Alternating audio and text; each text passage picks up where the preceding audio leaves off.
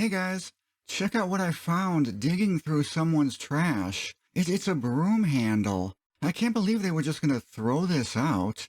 Yeah, it's got a little bend to it, but we can fix that. And once it's fixed, I should be able to get 50 cents for it easily at the flea market. I think what we're going to do is chop it off right about here, and then I'll have to figure out a way to remove this threaded nubbin from the end and reattach it to the new section, but we'll figure that out later. For now, we need to cut off the damaged portion. I'm going to use my trusty rigid tubing cutter for this. Yeah, the handle is going to be about a foot shorter when we're done, but nobody's going to notice that. Like they're going to measure it before...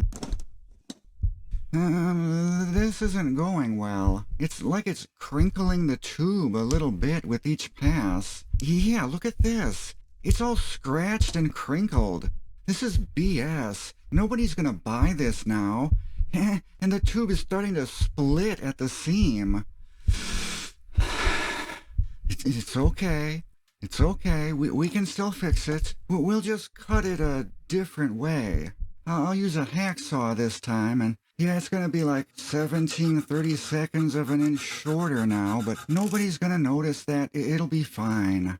Nice. That is a clean cut right there. Easily worth 50 cents. Now we gotta see about that nubbin. We gotta remove it from the cut-off piece and then reattach it to the good piece. I'm thinking we'll use the poor man's all-in-one machine shop, the Dremel.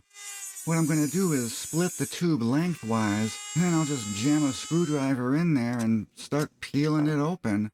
Perfect. Look at that.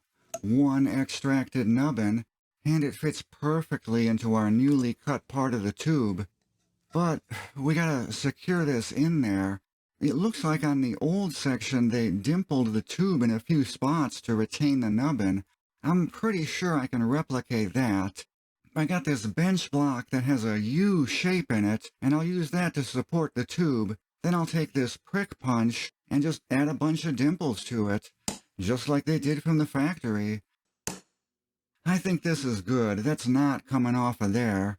I think we did it, guys. No one will ever know how bent up it was before. I bet I could even get 75 cents for it now. A lot of people don't realize, but the threads on the end of these are the same size threads as on paint rollers. So you can use this as a nifty extension for painting the walls or floors or ceilings or...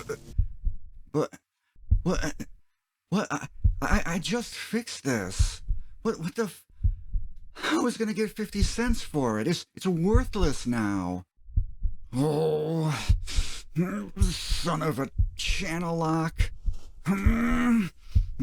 Black and Decker. Porter cable. Diamond horseshoe. Smith and Hemingway. Parker wire goods.